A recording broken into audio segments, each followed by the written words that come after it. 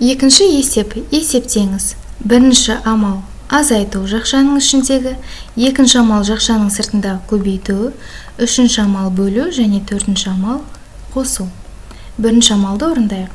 3/5-2 азайтылған 1/100-75. Біз бұл жерде аралас бөлшекті ондық бөлшекке немесе ондық бөлшекті аралас бөлшекке келтіріп жазсақ болады. 3/5-2-ден 1/100-75-ті азайтайық. 100-бен 75-ті 25-ке қысқартуға болады. Сонда 75-ті 25-ке қысқартқанда 3, 100-ді 25-ке қысқартқанда 4. Онда біздің амалымыз 3/5-2 азайтылған 1/403 деген түрге келеді. 5 пен 4-тің ортағы бөлімі 20, бірінші бөлшектің толықтауыш көбейткіші 4, екінші бөлшектің толықтауыш көбейткіші 5. Сонда біздің бірінші бөлшегіміз 3/20-дан 8 деген түрге, екінші бөлшегіміз 1/20-дан 15 деген түрге келеді.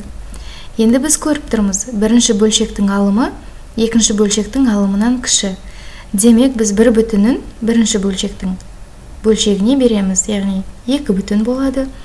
Бөлімі сол қалпында қалады, ал алымын 20 қосу 8, яғни 28 деп жазамыз. Азайтылған 1/20-дан 15. Тең.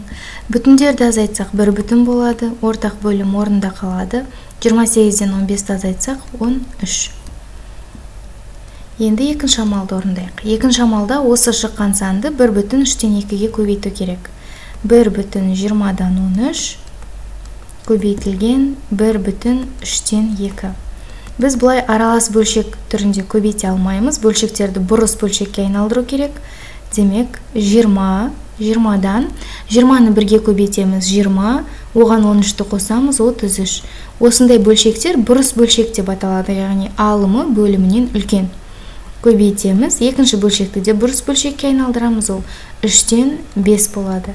Енді қысқартатындарын қысқартсақ, 5 пен 20 5-ке қысқарады, мұнда 4, мұнда 1 болады. 33 пен 3 3-ке қысқарады. 33-ті 3-ке қысқартсақ 11, 3-ті 3-ке қысқартсақ 1. Сонда біздің жауабымыз 4-тен 11 немесе 2/4-тен 3. Үшінші амалды орындайық. Үшінші амал бізде бөлу. 14-тен 3 бөлінген 2/7-ден 4. Тең.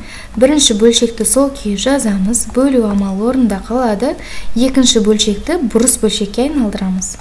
7-ден 14, 18 болады.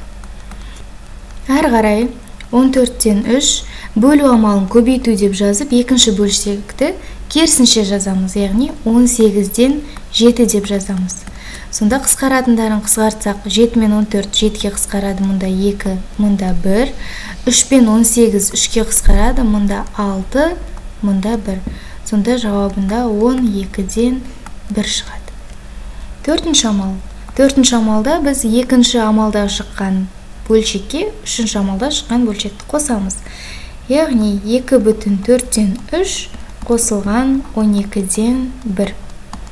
12 мен 4-тің ортақ бөлімі 12, бірінші бөлшектің толықтауыш көбейткіші 3, екінші бөлшектікі 1 болады. Сонда 2/12-ден 9-ға қосамыз 12-ден 1-ді.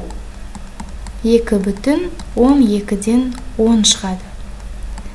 Бұл бөлшекті қысқартсақ 2-ге, сонда 2/6-дан 5 шығады. 10-ды 2-ге қысқартсақ 5, 12-ні 2-ге қысқартсақ 6, тиісінше. Сонда 2/6-дан 5 деген жауап шығады. Бұл жерде дұрыс нұсқасы С екен. С нұсқасы дұрыс.